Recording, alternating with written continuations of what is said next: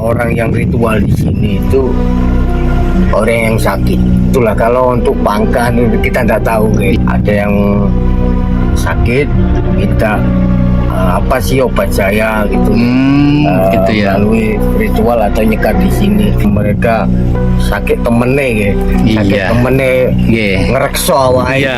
Lantaran dari sini, semua Iya. itu lantaran aja.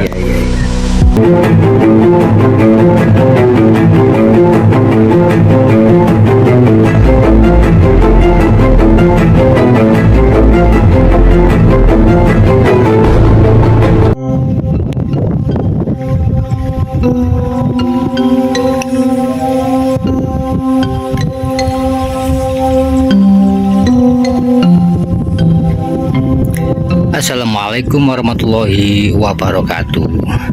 Rahayu, salam budaya. Di pagi yang cerah ini teman sahabat saudara, saya akan mencoba untuk mereview salah satu makam kuno yang ada di salah satu desa di Kabupaten Jombang, teman-teman. Makam ini berada di salah satu candi ya, teman-teman. Dan makam ini masih sangat sakral, teman-teman. Nanti kita ke lokasi dan mencari informasi kepada bapak yang menjaga makam ini, kira-kira siapa yang dimakamkan di sini, dan untuk cerita mitos mistisnya mengenai makam ini kita tanyakan kepada beliaunya, teman-teman ya. Ini sekeliling makam kuno ini ada juga candi kuno ya, teman-teman. Candi kuno ini kalau dilihat dari bata-batanya ini, bata-batanya cukup besar, teman-teman. Ini lingkungan makam ini cukup asri ya. Ini jalan setapak ini ditanami tanaman bunga-bunga yang cukup cantik, cukup rindang, cukup sejuk dipandang mata ya, teman-teman ya.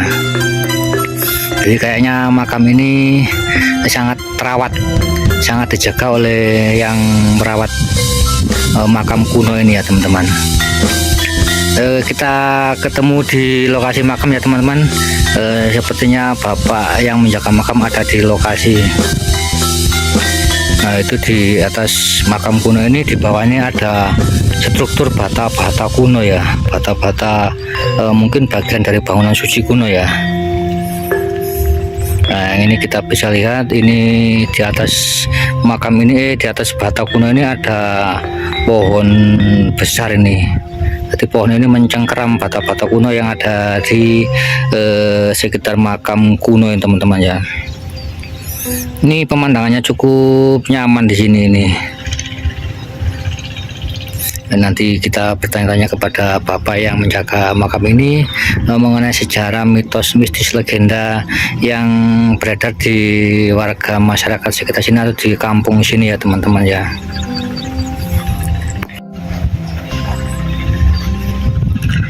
Selamat pagi bapak. Selamat pagi. Assalamualaikum. Waalaikumsalam warahmatullahi wabarakatuh. Nggih. Jenengan sing jagi mriki nggih? Siapa? Oh, nggih. Kali bapak sinten? Oleh Pak Dian. Oh, nggih. Saya mau tanya Pak, makam ini kan konon cerita dari warga itu makam keramat, makam sakral. Ini kira-kira makam sinten, Pak?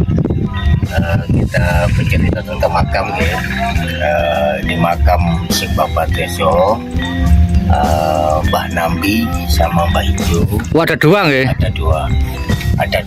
Ada dua makam.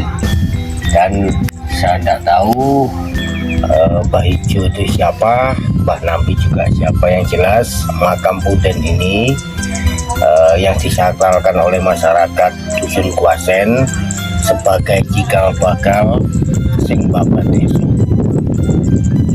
Itu nggih. Saya naik Pak nggih. Monggo.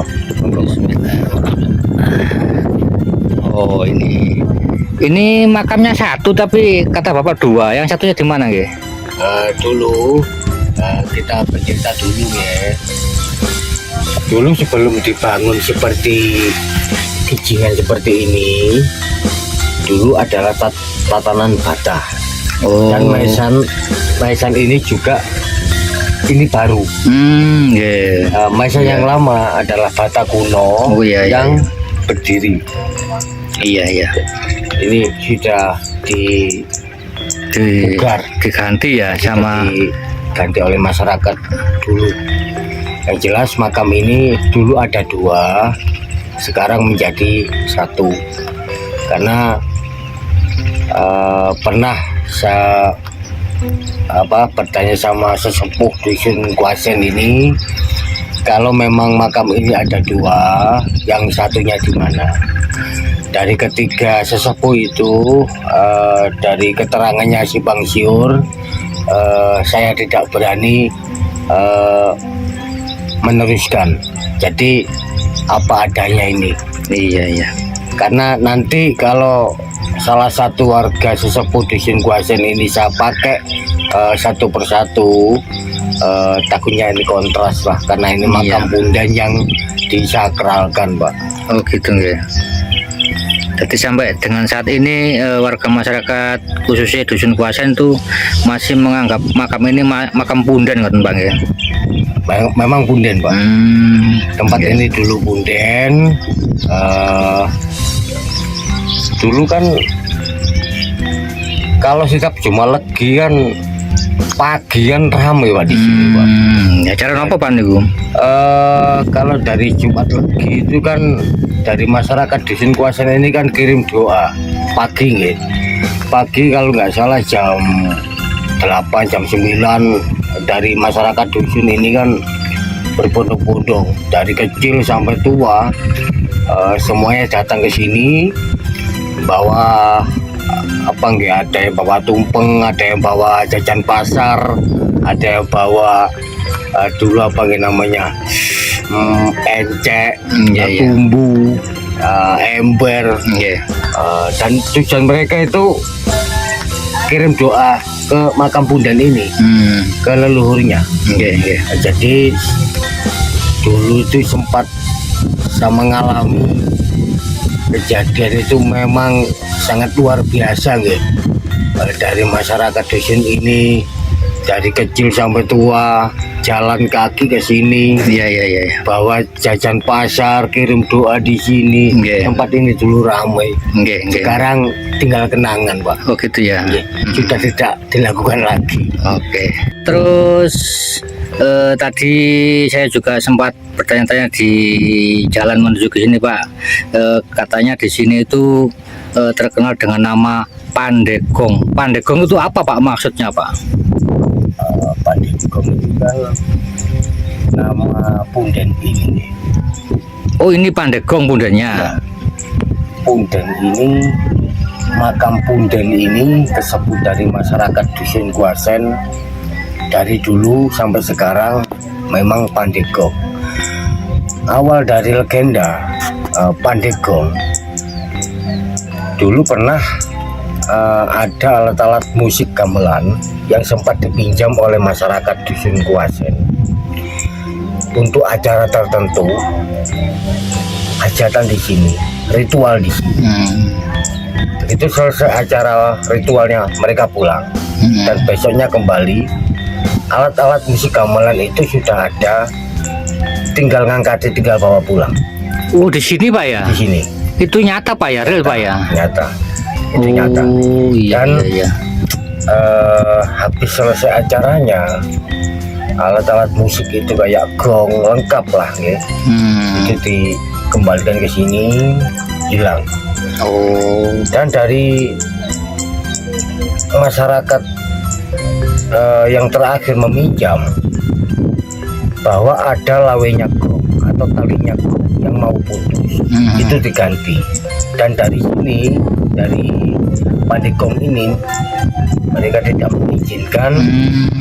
Jadi ada masyarakat yang mau minjam, tidak diizinkan dan tidak dipinjamkan. Dari situlah Pandegong tidak muncul, gong itu tidak muncul lagi di Pandegong ini. Yang jelas dulu ada talinya gong yang mau putus itu diganti ber atau lawi, diganti keber. Dari sini tidak mau. Jadi sampai sekarang mitos cerita legenda dari dusun Kuasen bahwa pernah ada alat-alat musik gamelan seperti gong lengkap yang dipinjamkan oleh sini untuk masyarakat. Berarti dari peristiwa ada gong yang sempat dipinjam terus tidak bisa dikembalikan, tidak bisa keluar lagi karena ada tali yang rantas atau putus itu. Dari peristiwa itu pundan di sini dinamakan dusun pundan Pandegong gitu Pak ya, kira-kira ya. Kalau soal adanya talinya gong yang mau putus di punden ini, dari dulu memang tidak ada nggih sangkut pautnya antara talinya gong antara punden ini disebut Pandegong. Memang dari dulu ini punden Pandegong.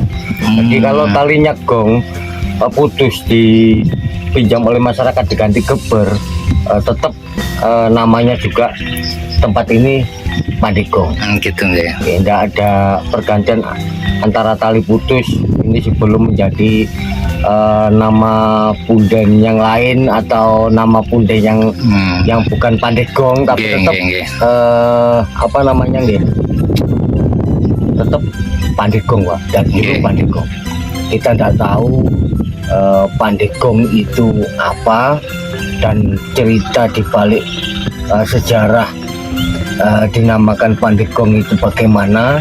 Yang jelas kita sebagai anak cucu, sebagai penerus mengikuti alur cerita dari leluhur kita yang terdahulu, menyebut tanah ini, punden ini atau makam ini sebagai Pandegong. Betul. Nek dilihat dari tinggalan-tinggalan di sekitar punden Pandegong ini kan saya tadi sempat keliling itu kan bata-batanya besar-besar Pak. Nah, menurut Bapak ini era-era apa Pak ya yang kira-kira yang dibuat punden atau makam Mbah ini? Kalau dari bukti-bukti adanya bata-bata kuno seperti ini di sekeliling makam punden ini, dulu sebelum adanya bata-bata yang ditemukan seperti ini memang ada podok. Dulu tempat ini podok memang ya memang ada bata-bata yang pecah-pecah tapi enggak sebagian besar ada yang utuh, ada yang pecah-pecah, tapi yang jelas kalau dari masa bata ini yang sudah ditangani langsung oleh pihak pemerintah dari PPK menyimpulkan bahwa Pandegong adalah bangunan suci dari segi bangunan dan dari bata-bata yang cukup kuno juga nggih. Pandegong adalah bangunan suci, tempat peribadatan dari wangsa Aisyana, yaitu Empu Sindok, dari abad ke-10 berakhir ke-12 era Empu Sindok Pak. Jadi bangunan yang di sekitar candi ini memang sangat tua sekali. Jadi yang jelas kita bercerita adanya bata-bata kuno dan bangunan suci di sini, dan ada yoni juga. Dan dari cerita awal bahwa ini adalah makam punden yang disakralkan oleh masyarakat dari dulu sampai sekarang. Yang jelas nama dari makam punden ini adalah Mbah Nambi sama Mbah Ijo. Ada 2 makam cuma jadikan 1. Oh gitu Pak ya.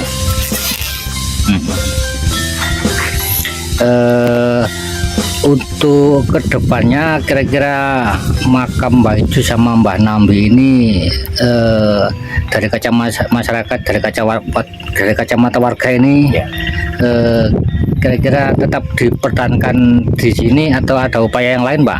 Barangkali untuk pemindahan atau gimana ini kira-kira? Kalau soal makam ini kan urusan warga kita sebagai juru pelihara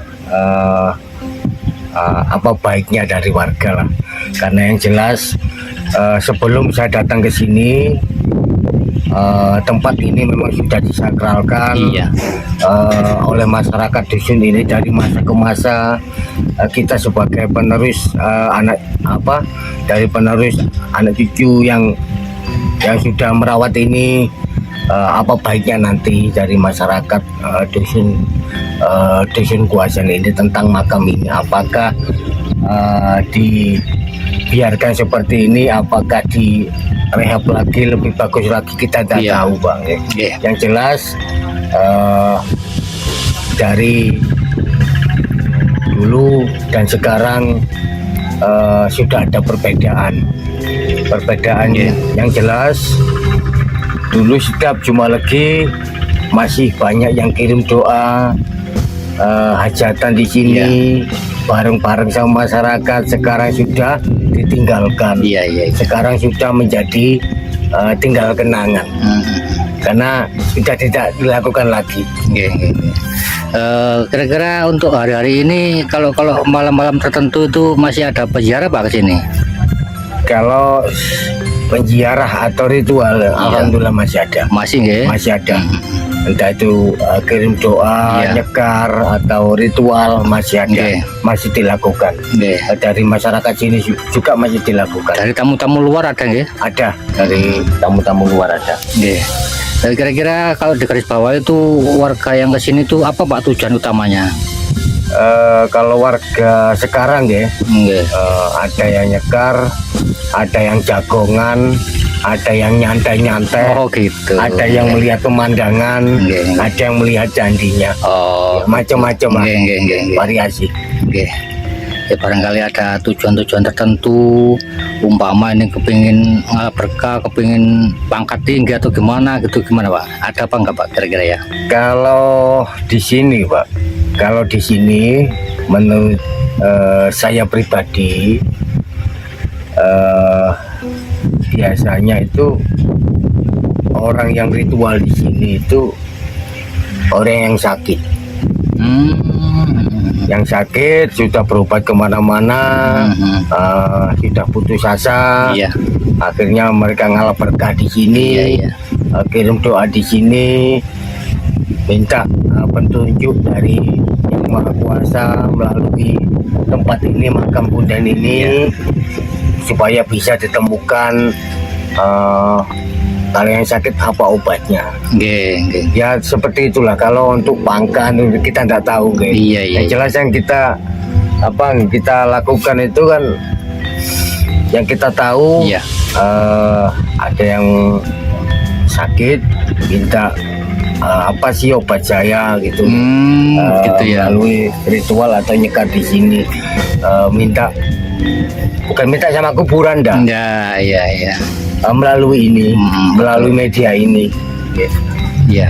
Itu yang saya tahu. Terus menurut pengalaman Bapak yang selama menjaga di sini ini pernah nggak ada warga yang kayak gitu nggak sampai sembuh, terus ada semacam imbal baliknya, terus banyak di sini gitu, ada Pak nggak? Ada.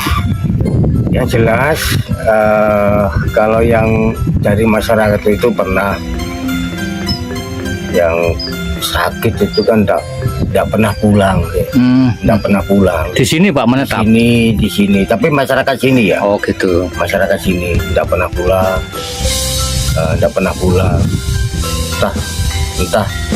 entah apa yang jelas mereka sakit temennya sakit temennya ngerekso awalnya. Jadi mereka mendapatkan apa yang diminta, mereka sembuh lah. Oh gitu lantaran dari sini, semua itu lantaran aja. Jadi kalau saya keliling tadi tuh tanaman-tanaman di sini tuh sangat terawat Pak. Bapak sendiri yang ngerjakan ini Pak ya? Iya. Saya sendiri Pak. Matur Pak atas jeripaya, mudah-mudahan Allah Subhanahu Wa Taala nanti ngijoli Pak jeripaya jenengan Pak. Saya akhiri video saya kali ini. Wassalamualaikum warahmatullahi wabarakatuh. Matur suwun Pak Jayadi.